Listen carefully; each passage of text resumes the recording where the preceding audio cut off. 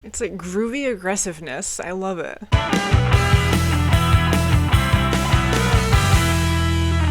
Hello everyone and welcome back to my channel. I am Molly, and in this video I'm going to be listening to the self-titled album from the rock band Rage Against the Machine. Now, Rage Against the Machine is a band that you guys have been recommending to me a lot in the comments for a while now, and I figured I would start with their debut album, which is their self-titled album that they put out in 1992, and just see what I'm going to think of it. I don't know what Rage Against the Machine sounds like. I think they're considered like a rock, maybe kind of a slightly new metal band. I'm not entirely sure. So yeah, I'm just really curious to hear this one and see what I'm going to think of Rage Against the Machine. Alright, so up first on this album we have track 1, which is called Bombtrack.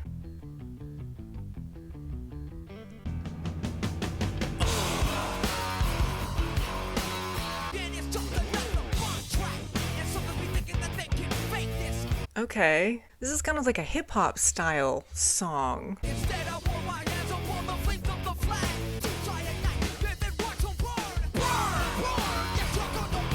Yeah, I really like how this song is incorporating like this really relaxed hip-hop style to it, a sort of fluidity, but yet there's this aggressive delivery to it too that's kind of got more of a rock edge.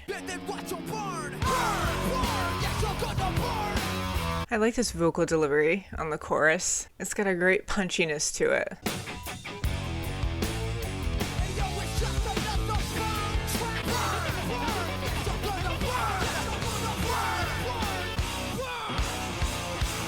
That was track 1, Bombtrack. I really enjoyed those noises going on there at the end. Like, they were doing some really funky stuff with the guitar on that one, which was fun. But yeah, a really cool mashup kind of a more like relaxed style, but then it brought that aggressive punchy delivery too, especially on the chorus with the vocal delivery. Really interesting track. I got into it though. It had a great groove going on. But yeah, I'm just gonna move on to track 2 called Killing in the Name.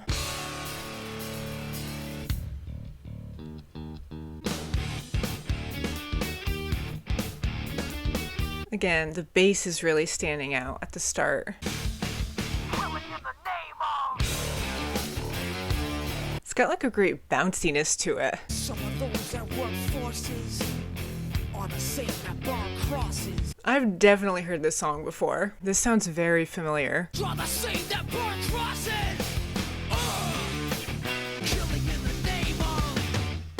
You do what they told you. Those who died are justified. I really like how they build this song up. It's got this great almost sharpness to it, like the way they layer it, and then the vocals slowly build up too.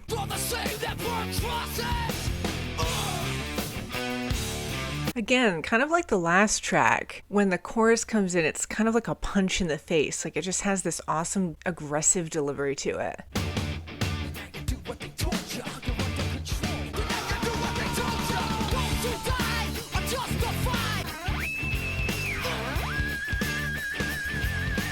I'm not sure what instrument that is.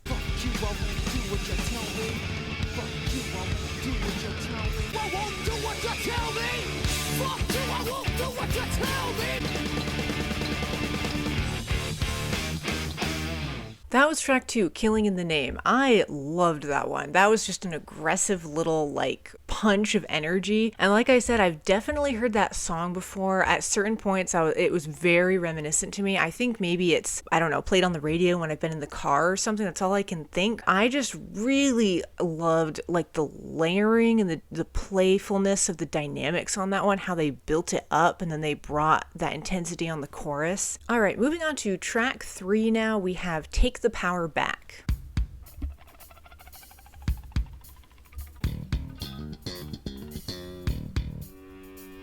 I absolutely love their bass. It's awesome. It actually at times reminds me a little bit of LD50 by Mudvayne, just in how like playful and groovy and kind of jazzy it sounds.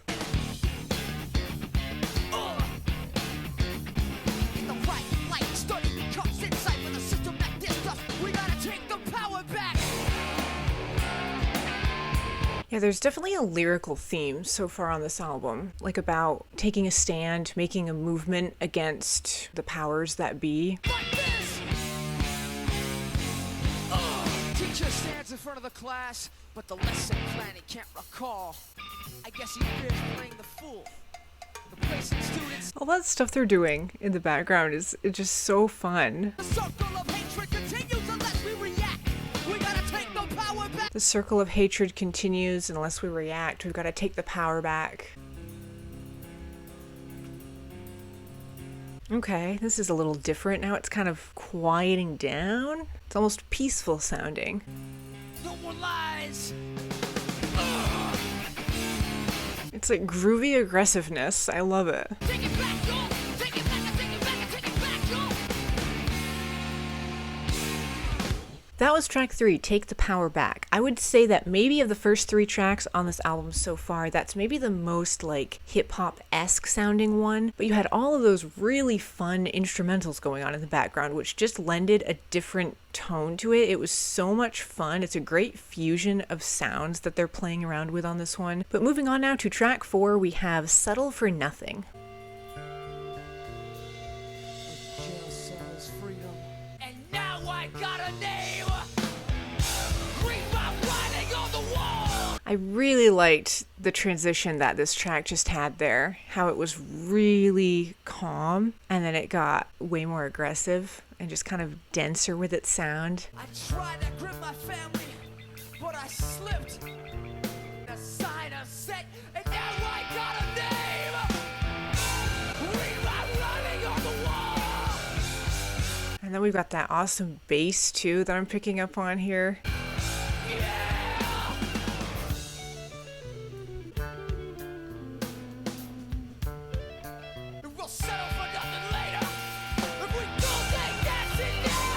You know, at times, this track has actually reminded me of the White Stripes a little bit. I don't know, it kind of has a similar style to it. There's just a certain tone to this song that's reminiscent of the White Stripes to me.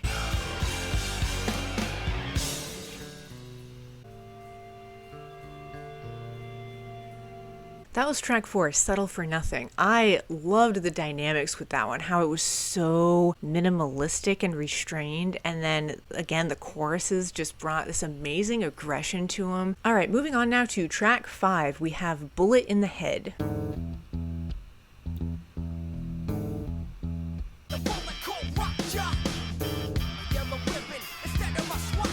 That sound is really weird. I like it though.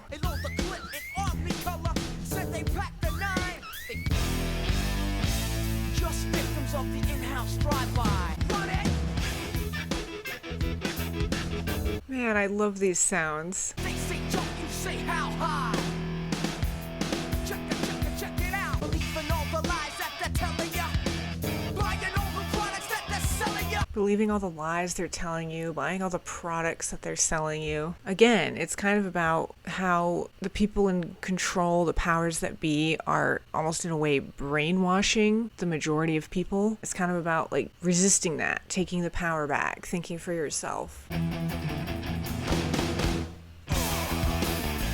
They like doing that. It's just like a punch. It's the best way I can describe it.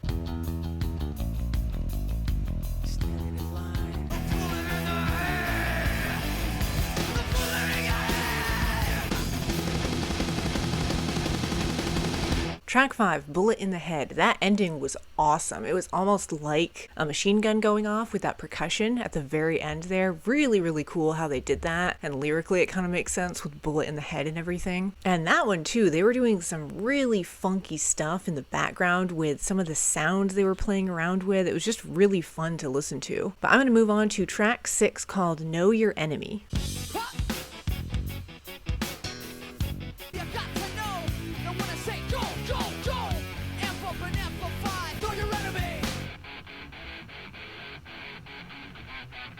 That part right there with just like the guitar isolated by itself, that was cool. Again, they're just kind of doing some fun stuff with the dynamics.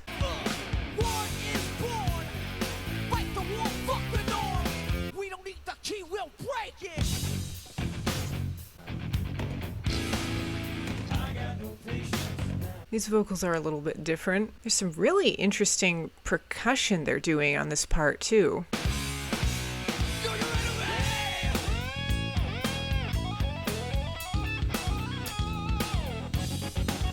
I love this part. It's like groovy, kind of 80s sounding guitar. Come on! Assimilation, submission, ignorance, Assimilation, submission, ignorance, all of which are American dreams. all of which are American dreams. All of which are American dreams. All of which are American dreams. I was weirdly getting goosebumps there at the very end where he was saying that with no instrumentals going on. I'm not sure why, but that was track 6, Know Your Enemy. Lyrically, yeah, this album is really getting into like kind of how the system is set in place to basically brainwash us all, and they want us all having like a herd mentality in society. They kind of want everyone thinking one way and one way only, and I feel like this album is kind of pushing people to think outside of that, break free of that. But from a musical standpoint, that track was just really groovy. I just had a blast listening to it. All right, so up next is track 7 called Wake Up.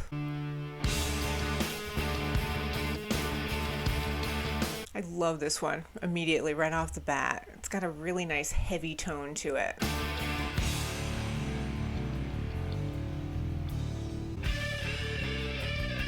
Come on!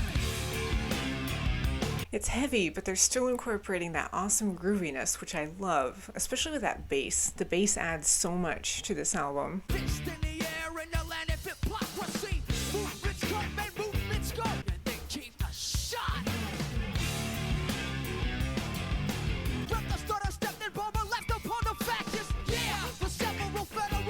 This track just has a really awesome flow to it. I love it.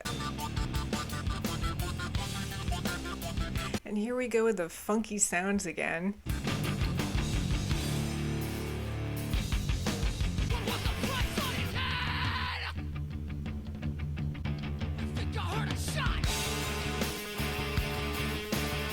This one at the end here kind of reminds me of track 5, Bullet in the Head, how it built up like that.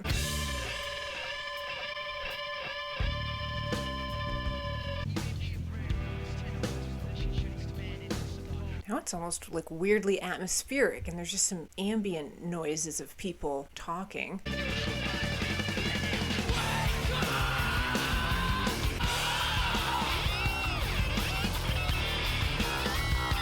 These instrumentals are going crazy here at the end. 'Cause what you reap is what you sow.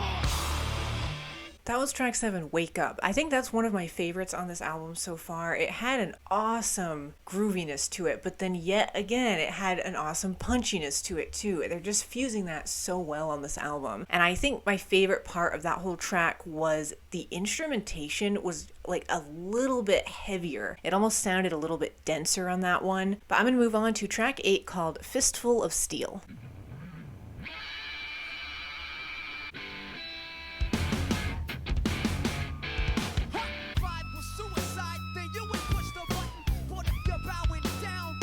What is that noise? I love how they're putting on weird stuff like this. It makes this album so entertaining. Bad boy grips the microphone with a fistful of steel. It's time to flow like the fluid in your veins if you're willing. This track is actually very minimalistic. It's really impressive though, how pulled back it is, but they're still bringing such a great grooviness to it. With a fistful of steel. And then we've got those kind of distorted vocals in the background too. Let me do the cutting. Yeah.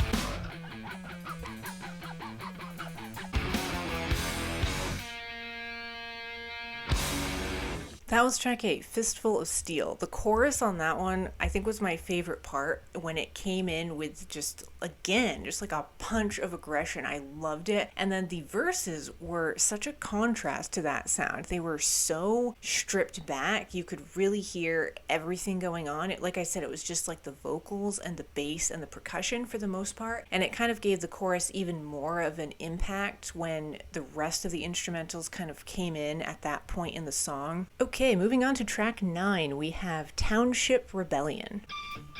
Rebel, rebel, and yell. 'Cause the people still dwell in hell. We've got the cowbells again. Killer the king of the Township Rebellion.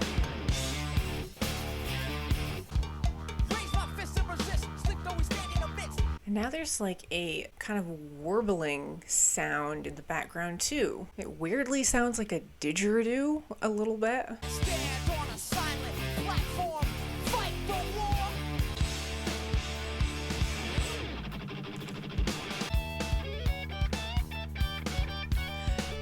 I like how at this part you have one guitar that's so weirdly like high and all over the place, and then you have this really steady lower rhythm going on too. They're balancing each other out really well.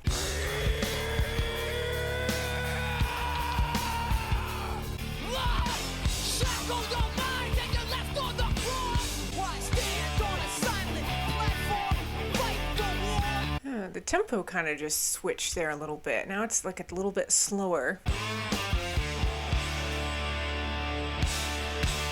That was track 9, Township Rebellion. Great dynamics on that one. Just a great fluidity, honestly, throughout this entire album, but that track was a great example of it. And yeah, again, there was a great restrained aspect to that song too, where you could really hone in on and appreciate like all of the individual instrumentations going on, and it was just really cool to listen to. But I'm curious to see now how this album is going to close out. So we have track 10 called Freedom.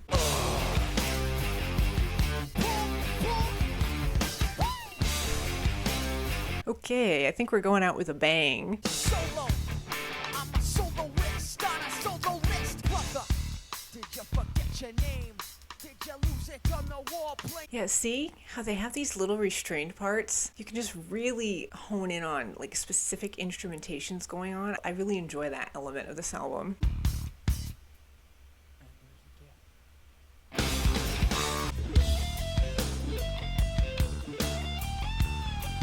This one is so jazzy.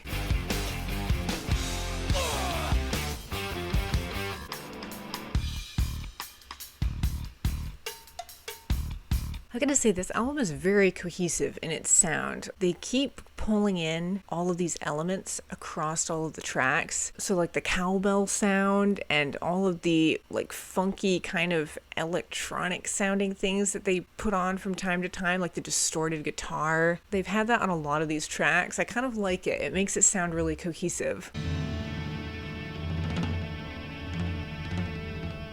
Oh, that percussion just reminded me of the Dillinger Escape Plan, the track Weekend Sex Change a little bit.